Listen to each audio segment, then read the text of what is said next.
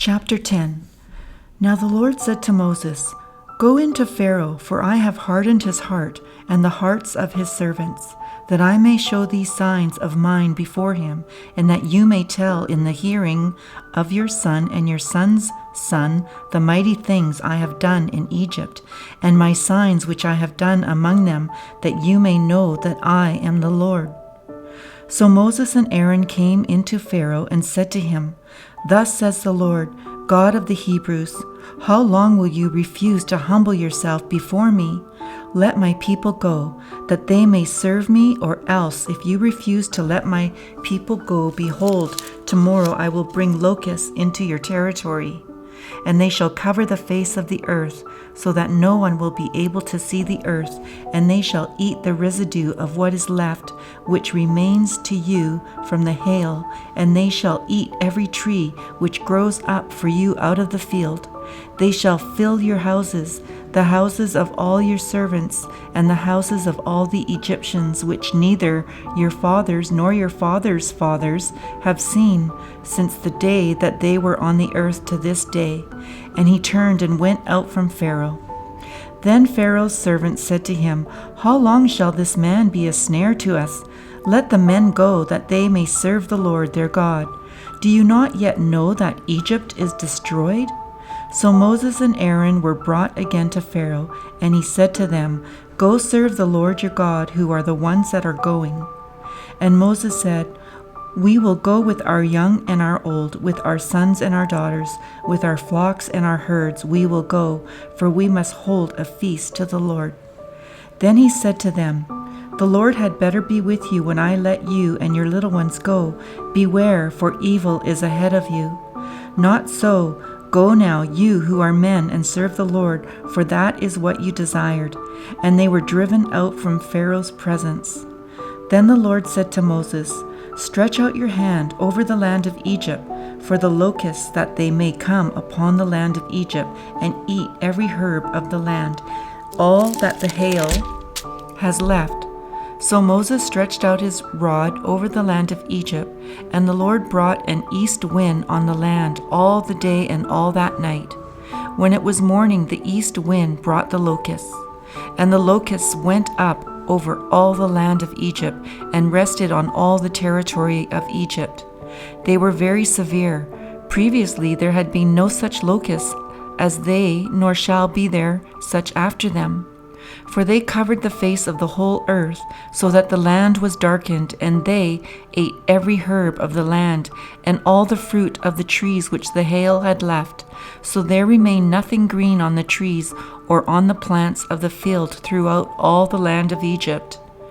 Then Pharaoh called for Moses and Aaron in haste, and said, I have sinned against the Lord your God and against you. Now therefore please forgive my sin only this once, and entreat the Lord your God, that he may take away from me this death only. So he went out from Pharaoh and entreated the Lord. And the Lord turned a very strong west wind, which took the locusts away and blew them into the Red Sea. There remained not one locust in all the territory of Egypt. But the Lord hardened Pharaoh's heart, and he did not let the children of Israel go. Then the Lord said to Moses, Stretch out your hand toward heaven, that there may be darkness over the land of Egypt, darkness which may even be felt. So Moses stretched out his hand toward heaven, and there was thick darkness in all the land of Egypt 3 days. They did not see one another, nor did anyone rise from his place for 3 days, but all the children of Israel had light in their dwellings. Then Pharaoh called to Moses and said, Go serve the Lord, only let your flocks and your herds be kept back. Let your little ones also go with you. But Moses said, You must also give us sacrifices and burnt offerings, that we may sacrifice to the Lord our God. Our livestock also shall go with us, not a hoof shall be left behind. For we must take some of them to serve the Lord our God, and even we do not know with what we must serve the Lord until we arrive there. But the Lord hardened Pharaoh's heart, and he would not let them go.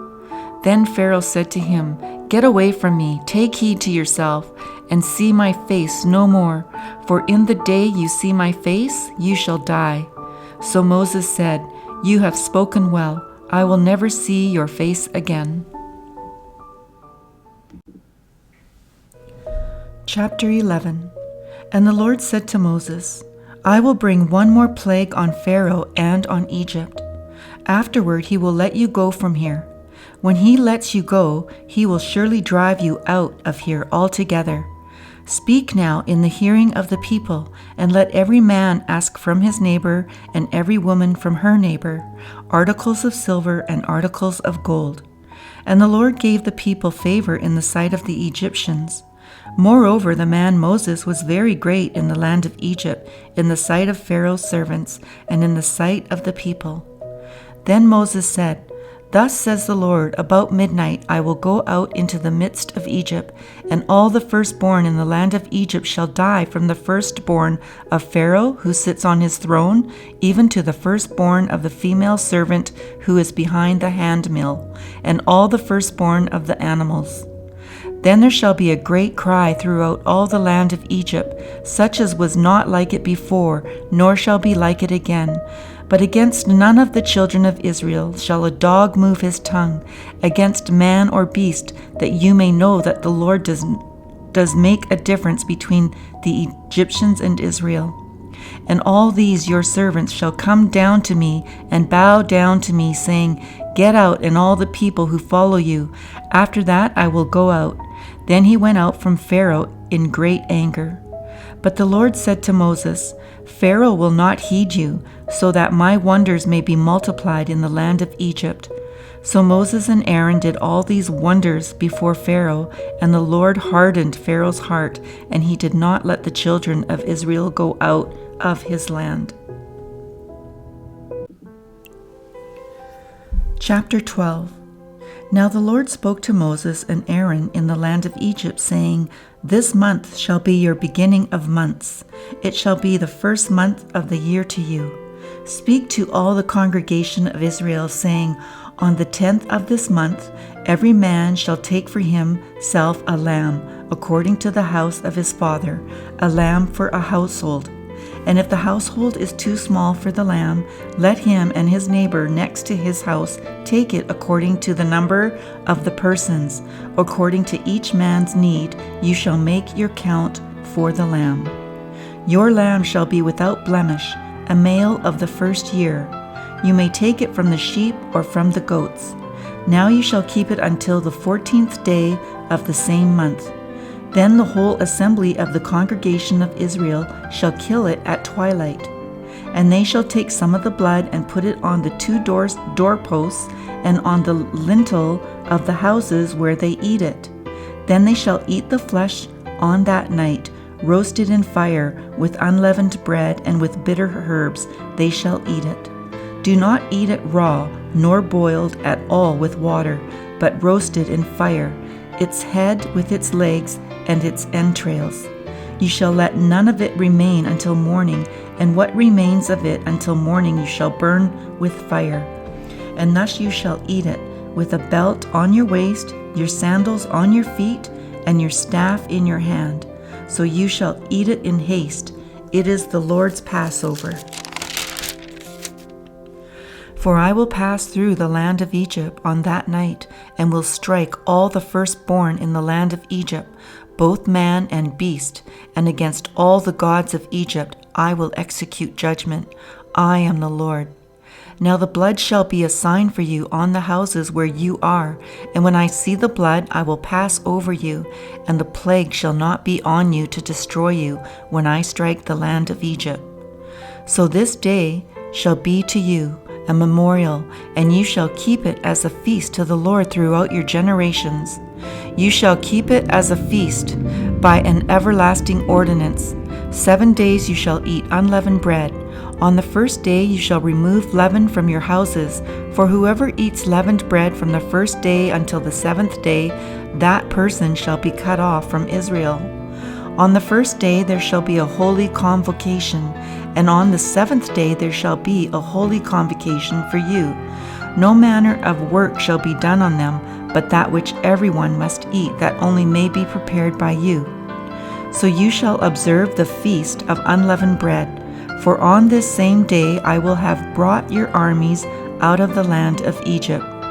Therefore you shall observe this day throughout your generations as an everlasting ordinance. In the first month, on the 14th day of the month at evening, you shall eat unleavened bread until the 21st day of the month at evening. For 7 days no leaven shall be found in your houses, since whoever eats what is leavened, that same person shall be cut off from the congregation of Israel, whether he is a stranger or a native of the land. You shall eat nothing leavened. In all your dwellings you shall eat unleavened bread.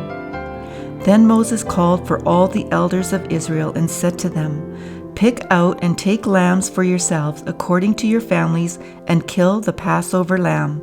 And you shall take a bunch of hyssop, dip it in the blood that it is in the basin, and strike the lintel and the 2 doorposts with the blood that is in the basin. And none of you shall go out of the door of his house until morning. For the Lord will pass through to strike the Egyptians, and when he sees the blood on the lintel and on the 2 doorposts, the Lord will pass over the door and not allow the destroyer to come into your houses to strike you.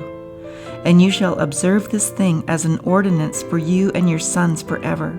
It will come to pass when you come to the land which the Lord will give you, just as he promised, that you shall keep this service. And it shall be when your children say to you, What do you mean by this service? That you shall say, It is the Passover sacrifice of the Lord, who passed over the houses of the children of Israel in Egypt when he struck the Egyptians and delivered our households. So the people bowed their heads and worshipped. Then the children of Israel went away and did so, just as the Lord had commanded Moses and Aaron, so they did. And it came to pass at midnight that the Lord struck all the firstborn in the land of Egypt, from the firstborn of the Pharaoh who sat on his throne to the firstborn of the captive who was in the dungeon, and all the firstborn of livestock. So Pharaoh rose in the night, he, all his servants, and all the Egyptians, and there was a great cry in Egypt, for there was not a house where there was not one dead. Then he called for Moses and Aaron by night and said, Rise, go out from among my people, both you and the children of Israel, and go serve the Lord you have said, as you have said. Also take your flocks and your herds, as you have said, and be gone and bless me also. And the Egyptians urged the people that they might send them out of the land in haste, for they said, We shall all be dead. So the people took their dough before it was leavened, having their kneading bowls bound up in their clothes on their shoulders. Now the children of Israel had done according to the word of Moses, and they had asked from the Egyptians articles of silver, articles of gold, and clothing. And the Lord had given the people favor in the sight of the Egyptians, so that they granted them what they requested. Thus they plundered the Egyptians. Then the children of Israel journeyed from Ramesses to Succoth, about 600,000 men on foot, besides children. A mixed multitude went up with them also, and flocks and herds, a great deal of livestock, and they baked unleavened cakes of the dough which they had brought out of Egypt, for it was not leavened, because they were driven out of Egypt and could not wait, nor had they prepared provisions for themselves. Now the sojourn of the children of Israel who lived in Egypt was 430 years. And it came to pass at the end of the 430 years, on that very same day it came to pass that all the armies of the Lord went out from the land of Egypt. It is a night of solemn observance to the Lord for bringing them out of the land of Egypt. This is that night of the Lord, a solemn observance for all the children of Israel throughout their generations. And the Lord said to Moses and Aaron, This is the ordinance of the Passover. No foreigner shall eat it, but every man's servant who is bought for money, when you have circumcised him, then he may eat it. A sojourner and a hired servant shall not eat it. In one house it shall be eaten. You shall not carry any of the flesh outside the house. nor shall you break one of its bones. All the congregation of Israel shall keep it.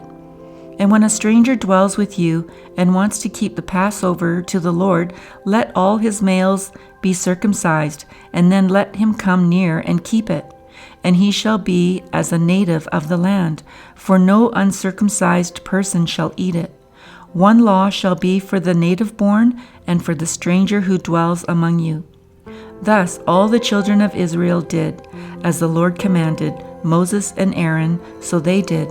And it came to pass on that very same day that the Lord brought the children of Israel out of the land of Egypt, according to their armies.